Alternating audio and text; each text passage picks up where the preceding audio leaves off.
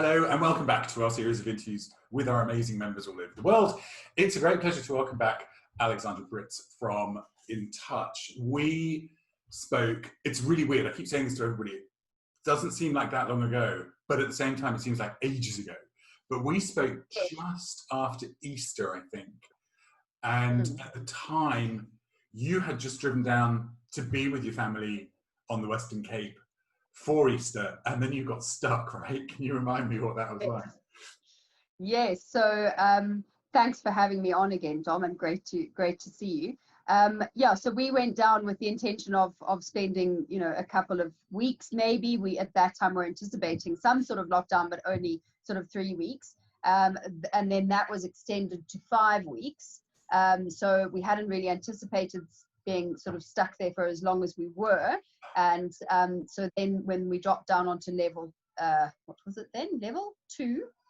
No, that was level 4.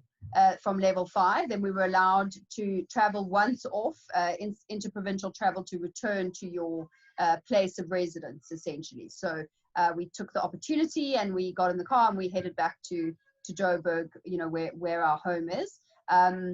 Yeah, and it was a bit of a, it was lovely spending time there, but unfortunately we didn't get to see much of the place that we were staying or enjoy the coast very much, because we were sort of in lockdown. So we had 2 days of being able to walk on the beach, and then we sort of headed back. So it wasn't really a holiday per se, but yeah, still very nice to be able to see the family and to have help with the kids. Yeah, absolutely. I mean, that was lovely. But like I remember saying to you last time we spoke that it must have been so frustrating. There you are, right on the beach, and you can't go to it. Yes. And so tell me what happened, because obviously, I've been reading about the lockdown in South Africa a lot, and it's been one of the strictest in the world. Yeah. What were the stages of opening up, and where are you now? Yeah, so then they went to level 4. So they essentially defined a 5-stage plan, but not sort of knowing what dates we're going to enter what stages. And level 4 was essentially not very different from level 5. A few things sort of eased up, and you were allowed to travel. We were allowed to travel back. You could. There was a very limited exercise window where you could exercise between 6 and 9 in the morning outside of your house, which we all thought was a bit peculiar, because it basically created sort of congregations, which they were trying to avoid, because everyone went out onto the streets. And also being winter, the sun was only coming up, in the Western Cape, it was only coming up at about 7:30, 8, and still really cold. So really, unless you were a mad enthusiast, you weren't really getting out to do your exercise until 8, and then everyone was on the road between 8 and 9. So it was a bit strange. And then, yeah, so I mean, not much else. I think the takeaway, you were allowed to collect takeaways from restaurants as opposed to just get Uber Eats. And then a few more businesses were allowed to sort of open up, so as opposed to the very limited essential services in the beginning.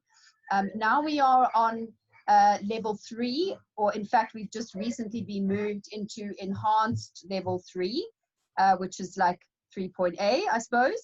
It's very confusing. So basically now all businesses are allowed to operate, but with sort of rotational and at 30% capacity type arrangements, so that they reduce the amount of people in the workplace. And everyone is required to wear masks still at all times. So there are still quite a few restrictions.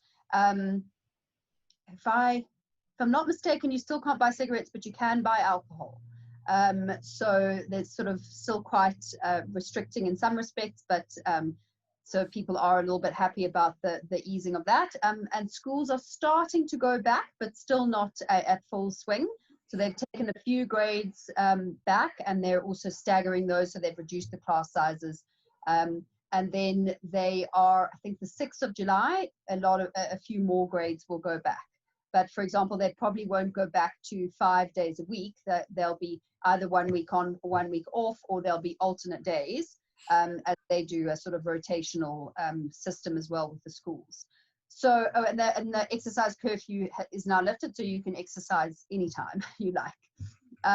But yeah, still quite a few places closed, parks. and that sort of thing.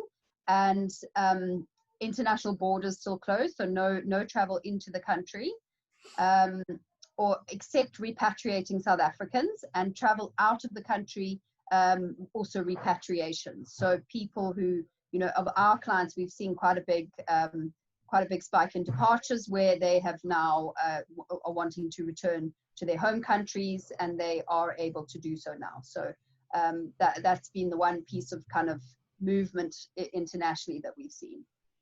Yes, it's really interesting. That's what I've been hearing from a lot of people, and I'm sure you have as well, as you've been talking to your industry colleagues, that departures, as the lockdowns were lifted, did start to happen. So with the borders closed, I'm guessing, do you have any, are they giving you any deadlines as to when they might reopen?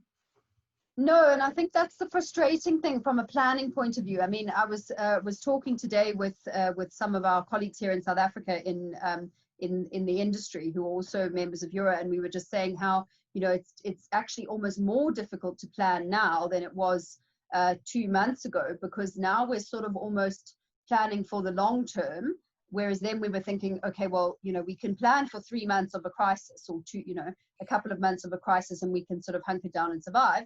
Now we're looking at a kind of long-term view of what does our business look like with significantly reduced volume, certainly for the rest of the year, and potentially into next year as well, due to travel restrictions in various forms. You know, as the rest of the world potentially enters the second wave, you know, they might be high-risk countries again that are restricted from entering, and, you know, so we really just don't know. So it's even more difficult than it was before to plan.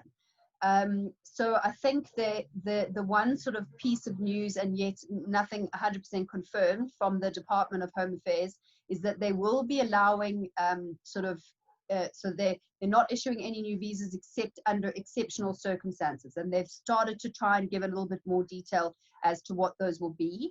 So they've identified certain sort of high demand industries and projects that they are going to allow them to bring, you know, specific skills in that are needed for those. And the areas are the automotive industry, mining, and medical and pharmaceutical, from what I can gather at this point. So those seem to be the ones that they're sort of focusing on allowing some people to come in, you know, in the near future. But we're still not anticipating that it's going to be a really quick bounce back, because missions abroad remain closed for new applications. The VFS centers remain closed. So, and they're also talking about amending the Immigration Act.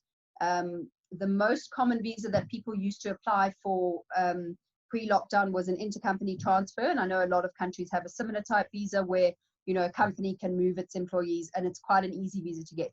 So they you know, nothing is sort of confirmed yet, but they may be a little more stringent with that visa going forward, in terms of, and also, you know, the old protectionist mentality whenever a country hits a crisis of wanting to, you know, put local hiring first, which I totally understand, but, you know, sometimes that is done at the detriment of global companies who sort of need skills urgently, and you know, as we're seeing now in America with a similar sort of scenario with their IT skills, you know, it can have the adverse effect of sort of pissing the corporates off, and then they go and take their business elsewhere, if you like. So I think it's a fine balancing act, which is a large reason why I think that they've made a concession for the automotive industry, because it's a very big manufacturing industry here in South Africa and employs a lot of people. So obviously they want to keep those big factories here. They don't want them to sort of go and set up somewhere else. So yeah, there's a bit of news, but still nothing sort of confirmed about when we can expect guests to come back in. And certainly tourism will probably be off the cards for quite some time. And I think largely because anyone who does come in will need to go into quarantine for 2 weeks. So obviously that doesn't work so well for your sort of 2 weeks leave that you take. You're not going to want to spend it sitting in a hotel and not being able to leave. So yeah, tourism doesn't really work. It's very, I mean, I can imagine it must be very frustrating, because you know, really wanting to plan now, and like you say, you were able to plan for the immediate, you know, shock of the emergency, and then, you know, coming out of this is very frustrating. It's interesting that you say that about tourism. It's the same in the UK. We have a 14-day quarantine, so there's, I mean, it's just completely decimated the tourist industry. And I mean, again, for South Africa, it's a huge part of the economy. It is. Yeah. It's a very big industry. Yeah. So in terms of, that's very interesting that you say about the prioritization of visas for certain, you know, for certain business sectors. Yeah. Are you starting to see any movement on that, or is it too early to tell right now? There's a lot of demand. So we're seeing a lot of people who are very anxious to come in, and, you know, just following up with us sort of almost daily to say, you know, is the mission open yet? Can I go and submit? What's going on? So we're doing, you know, we're preparing everything for them that we can in advance in terms of their packs and all of that kind of thing, you know, as far as we can. And then we are sort of supporting with virtual services to get them, you know, but it's too soon really to commit to sort of securing a property, because we don't know when they'd be able to take occupation. So all we can really do is kind of help them to get their heads around, you know, when they do get here, where they're going to live, you know, orientation type stuff, which we have been doing, and then preparing their visa application packs for when we get green light. And then I imagine it's going to be like action stations, and, you know, we're all going to have to muck in and get those applications in as soon as possible, because I think the departments and, you know, the missions will also be faced with a big backlog, and, you know, the pent-up demand of people needing to come in urgently. And we still don't know how they're going to handle this sort of exceptional application categories, whether they will be on a company by company basis, or whether there'll be a special sort of application that needs to be lodged. So yeah, at the moment we really don't know too much. Yeah, you're really sort of flying blind. It's very, I can imagine it's very frustrating. How is your team dealing with all of this? Yeah, so interestingly, I've had quite a few. So we have been in the office a bit. We've been back into the office, you know, we haven't been sort of insisting that people come into the office, but sort of more making the space available. And quite a few people have enjoyed coming in and finding it quite sort of productive and peaceful, that you can actually get some stuff done. And then obviously, you know, under quite strict kind of conditions. But certainly for me, it's been nice to connect with the team again, and, you know, just find out one-on-one how they're doing, because on virtual calls, you know, quite often you don't really get a true sense of how people are feeling. So I think that they are struggling, that mostly they're struggling with the uncertainty. They're sort of wanting us as leadership to tell them, you know, what the plan is, and it's so difficult because we also don't really, you know, even know ourselves, and we plan from sort of week to week and month to month. So I think that everyone would love to have more certainty, and the sort of not knowing what your industry or your job might look like in 6 months' time is quite stressful for many people. But you know, I think that they are enjoying having the team element back a little bit, you know, being able to see each other face to face, and you know, just de-stress a bit, because I think our industry, we take on a lot of the emotional labor of assisting people who are themselves in stressful situations. So you know, working in teams, you need to then be able to offload that onto your colleagues and get their kind of input and support. So that for me has always been an important aspect of why, you know, maybe a lot of companies might be very much considering never having office spaces again and working from home forever more. I think as a service industry, the kind of support that a physical workplace offers is quite important. So I think that we will always have an office. It might be smaller and it might be, you know, a bit different, but I'm pretty sure that we'll always have it. I think that's a really interesting point that you raised, because you're absolutely right. I mean, the level of kind of emotional commitment that your teams are giving all the time has got to be shared amongst the team themselves. And from that point of view as well, as the leader, it's hard, it's tough on you, because you're constantly trying to keep everybody else positive at the same time as having your own. I mean, are you able to, like you said, you've been talking to another Euro member, are you able to kind of offload those fears to other people, at least get something for yourself? Yes, I think so. And you know, it was one of those things that I kind of funny enough, learned from my mom sort of early on in this role, was that you know, you've got to have broad shoulders and take on all that stuff, and then go away and talk to, you know, a business mentor or somebody in a similar situation, you know, and rather vent it, you know, with them than sort of internally with your own sort of people, because they need me to be sort of strong, if you like. And look, I mean, I am genuinely quite an optimistic person, and I do believe that in every crisis there is opportunity. I am also okay with sort of complexity and the unknown. I don't need as much I don't need as much sort of certainty and boundaries and that kind of thing as some people need in their work life. I can deal with kind of things being a little bit uncertain. So, you know, for me, I'm less out of my comfort zone with having to be very responsive and make quick decisions and that kind of thing. I'm okay with that. And sometimes I have to remind myself that it's very stressful for, you know, other people in my organization, because they can't, you know, for them not being able to see and not having the clear sort of structure is much more stressful. So yeah, I mean, I'm genuinely quite optimistic. I think that there are opportunities.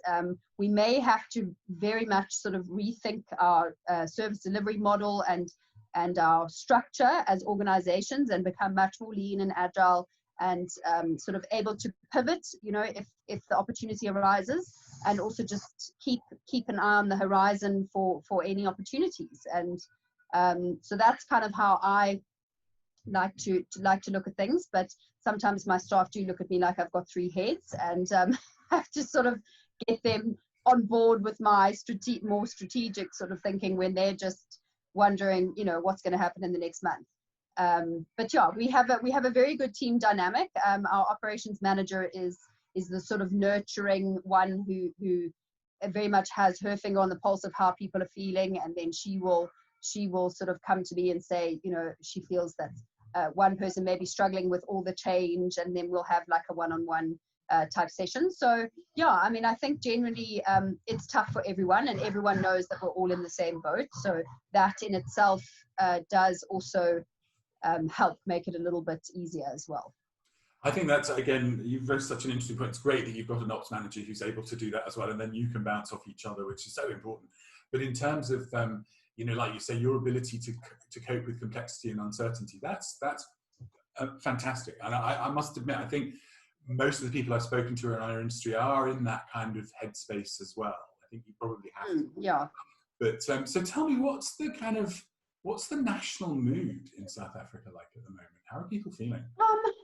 Yeah, so I think it's a bit somber now. It's quite interesting, because we went into lockdown quite early in the game, you know, relative to when other countries went into a sort of hard lockdown. And now our lockdown is easing, but our numbers are climbing. So it's almost a little bit counterintuitive in some respects, because you know, this is the time in other countries where they were starting to clamp down, but now we are sort of having to open up because of the kind of dual aspect that needs to be considered, which is livelihoods and jobs, and the fact that we have an economy where a lot of people, you know, it wasn't exactly thriving before all of this, so there's not huge reserves of companies to be able to pay people who aren't working. So a lot of South Africans are underemployed, unemployed, heavily reliant on being able to go to work in order to survive.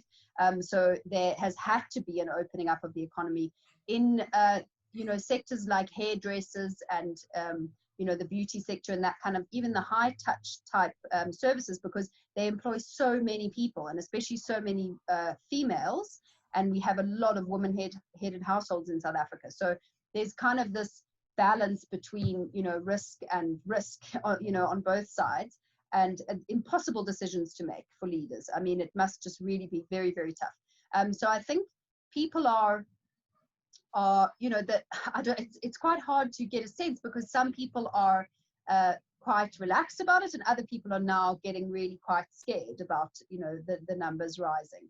I think that my view is sort of in the middle. I'm you know, I'm not living in fear and extremely paranoid, but I am being cautious and doing everything I can not to get infected. And at the same time, I'm fairly confident that our government has taken the time that the lockdown brought them and put the things in place that they needed to do in order to be okay with the numbers that we're going to see now. So, but yeah, I mean, I think it's a time not to be complacent. I think it's a time to sort of be extra vigilant, if you like, because now, and I think that, you know, the UK, they've been saying this from the beginning, the responsibility is now on us as citizens to protect ourselves. The government can no longer, you know, protect us forever. If we want to get back to work, we need to then be responsible, wear masks, you know, do all the things that keep the social distancing and do all the things that we have to do. So yeah, it's kind of, it's a strange and surreal time. It is, isn't it? It's like, in a way, you know, when we spoke the last time, we kind of all understood lockdown. It was easy and quick to go into lockdown. Coming out of it is much more complicated. Hello, how are you? Sorry. That's all right. That's absolutely fine. My little one. my big one, actually. Working at home. Okay. How are they doing? How are the kids doing? Yeah, they're fine. I mean, I think they're probably bored and missing their friends, and, you know, wanting to get back to school, but at the same time also a little nervous about, you know, things like wearing masks and that kind of thing, because they don't really understand. It's totally strange to them. The little one, you know, she's only one, so she doesn't really know what's going on, and her world is her home anyway, so she's very happy. The 4-year-old is, yeah, I think at that age, they really crave social interaction and the company of other 4-year-olds. And mommy and daddy are just not as fun to play with as other 4-year-olds. So, and neither is his little sister, unfortunately. Yeah. Yet. So yeah, he would love to sort of go back into the world. And I just hope that they manage to adjust, and I'm sure they will, because children are usually far more resilient and adaptable than we are, to you know, this new way that their schools are going to be, you know, with social distancing and, you know, constantly being reminded to wash their hands and things, which is so counterintuitive for 4-year-olds who are usually just playing in the mud and hugging each other and putting everything in their mouths. Yeah, absolutely. It's very tough. I think there's going to be a lot of research into this. I'm sure that there are kind of educational psychologists all over the world working out, you know, how this is going to be. And you just kind of hope that the government is taking all of that advice on board at the same time. And as you said before, you know, balancing the risks of the sort of trauma to the population and the trauma to the economy against the risks of a pandemic. So. Of it spreading, yeah, absolutely. And it's a very tough decision. So, and we know that children are the sort of in very low risk categories, but equally, you know, they are, they live with other people. So, you know, that does need to be factored in as well. Yeah, absolutely. It's been absolutely brilliant to catch up with you, Alex. It's great to see you, and thank you so much for your insights. That's a really, really insightful conversation. I would love to catch up with you again in a couple of months and see where we are then. That would be awesome. Towards as you're going into spring, as we go into say August, September, something like that, because it's moving so quickly. And you know, hopefully, I really do hope that for you, as the country opens up, the numbers start to just level out. It's a particularly tough environment for a pandemic. You know, the kind of it is, yeah. Yeah, and thank you so much. And always good. I'm sorry about the little. Not at all. Look, this is jumping in every now and again. We're all working from home. We're all doing these things. It's like life and work have suddenly coexisted. So. Merged, exactly. Exactly. Listen, lovely to see you. We'll catch up again in a couple of months. And in the meantime, stay well and stay safe. Same to you. Bye. Bye.